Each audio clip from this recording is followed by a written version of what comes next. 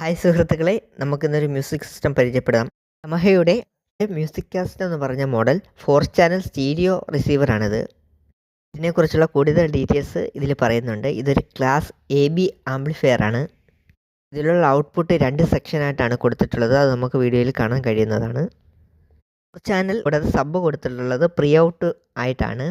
ഇതിൽ ഔട്ട്പുട്ട് വേറൊരു ആമ്പിൽ ഇൻപുട്ടായിട്ട് കൊടുത്ത് നമുക്ക് യൂസ് ചെയ്യാം. ഇംപെഡൻസ് മാച്ചിങ്ങിനനുസരിച്ച് സ്പീക്കർ ഔട്ട് കൊടുക്കേണ്ട രീതി ഈ വീഡിയോയിൽ കാണാൻ കഴിയുന്നതാണ്.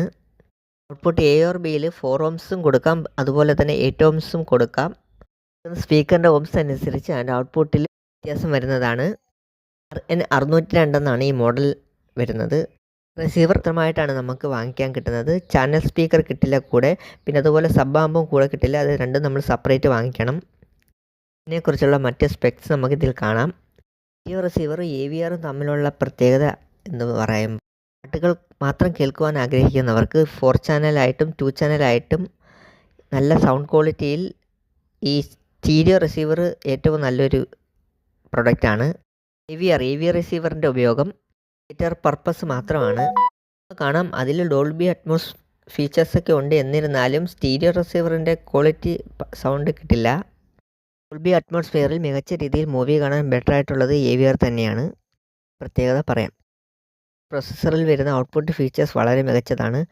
ആ സൗണ്ട് തന്നെ നമുക്ക് മികച്ച രീതിയിൽ കേൾക്കുവാൻ വേണ്ടി പവർ ആംപ്ലിഫയറിലോ അല്ലെങ്കിൽ ഇതുപോലെ തന്നെ സ്റ്റീരിയോ റിസീവറിലോ കൊടുക്കാം. സൗണ്ട് തള്ളലും പിന്നെ അതുപോലെ സബിൽ നിന്ന് വരുന്ന ബേസും നമുക്ക് അനുഭവപ്പെടും. നമ്മുടെ പഴയ സെറ്റുകൾ, ഹൈഫൈ സിസ്റ്റം, ഡെക്ക് സെറ്റുകളിൽ നിന്നും SDK ഔട്ട്പുട്ടുകൾ കേട്ട് ആസ്വദിച്ചവർക്കും സ്റ്റാൻഡേർഡായിട്ടുള്ള കാർ സ്റ്റീരിയോകളിൽ നിന്നും പാട്ട് കേട്ട് ആസ്വദിച്ചിരുന്നവർക്ക് വേണ്ടി വീട്ടിൽ വെക്കാൻ പറ്റിയ ഏറ്റവും മികച്ച ഒരു പ്രോഡക്റ്റാണ് ഈ സ്റ്റീരിയോ റിസീവർ. ഇങ്ങനെയുള്ള സെറ്റുകൾ എവിടെ വാങ്ങിക്കാൻ ലഭ്യമാകും എന്നുള്ളതിനെപ്പറ്റി പറയാം.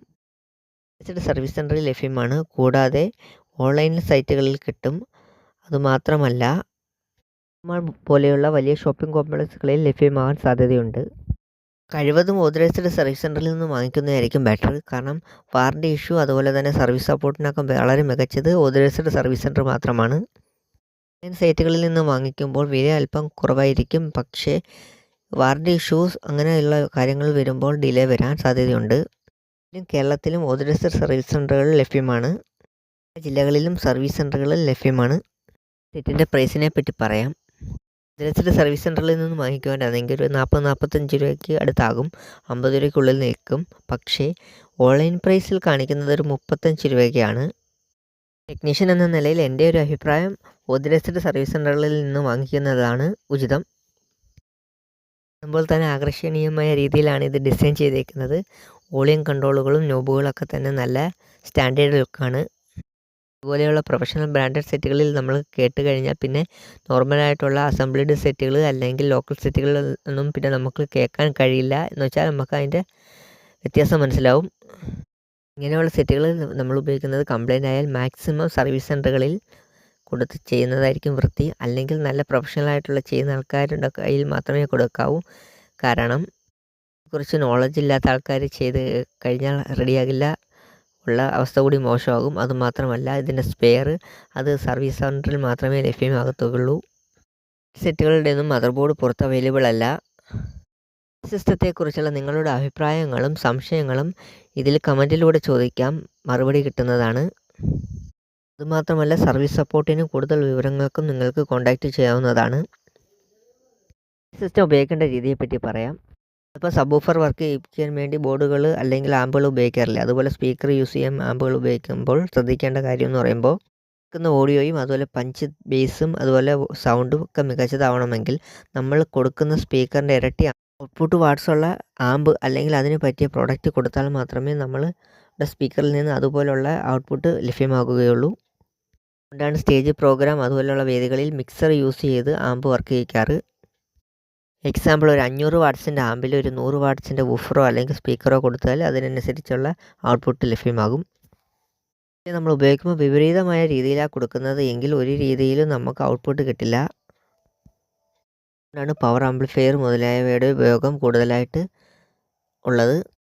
പ്രൊഫഷണൽ ആംപ്ലിഫയർ അല്ലെങ്കിൽ സ്റ്റീരിയോ റിസീവർ അല്ലെങ്കിൽ AVR മുതലായവയുടെ ഔട്ട്പുട്ട് എന്ന് പറയുമ്പോൾ വളരെ മികച്ചതായിരിക്കും. ലോക്കൽ സെറ്റുകൾ അല്ലെങ്കിൽ അസംബ്ലി സെറ്റുകളിൽ നിന്നൊക്കെ വരുന്നത് ജസ്റ്റ് നമുക്ക് കേൾക്കാം. പക്ഷേ അതിൽ ഈ ബ്രാൻഡഡ് സെറ്റുകളെ അപേക്ഷിച്ച് പല കാര്യങ്ങളും മിസ്സിംഗ് ആയിരിക്കും. അത് നമുക്ക് കറക്റ്റ് രീതിയിലുള്ള സൗണ്ട് എഫക്റ്റ് അല്ല നമുക്ക് ലഭ്യമാകുന്നത്. എക്സാമ്പിൾ പറയാം, നമ്മളിപ്പോൾ നാനോ കാർ ഓടിക്കുന്നതും ഒരു വോക്സ് വാഗൺ ഓടിക്കുന്നതും തമ്മിലുള്ള യാത്രാസുഖം പോലെ തന്നെ ഓഡിയോ ക്വാളിറ്റിയിലും ഒരുപാട് വ്യത്യാസങ്ങളുണ്ട്. നമ്മളിപ്പോൾ ഒരു പാട്ട് കേൾക്കുമ്പോൾ അത് കറക്റ്റ് അതിൻ്റെ ബേസ് മാത്രമല്ല നോക്കേണ്ടത്, ബേസ് ക്ലാരിറ്റി, അതുപോലെ തന്നെ ഇതിലുള്ള ഇൻസ്ട്രുമെൻറ്റേഷൻ്റെ ഫുൾ സൗണ്ട് നമുക്ക് കറക്റ്റ് എഫക്റ്റ് അനുഭവപ്പെടണം. സ്റ്റീരിയോ റിസീവറോ അല്ലെങ്കിൽ കാർ സ്റ്റീരിയോ അല്ലെങ്കിൽ നല്ലൊരു ബ്രാൻഡഡ് ആംബോ ഉണ്ടെങ്കിൽ കൂടെ ഒരു സബ് ആംപ്ലിഫയറോ അല്ലെങ്കിൽ ബേസ് ട്യൂബോ ആവശ്യമേ ഇല്ല. അങ്ങനെയാണ് കേൾക്കേണ്ടത്. അതാണ് കറക്റ്റ് സൗണ്ട് രീതി.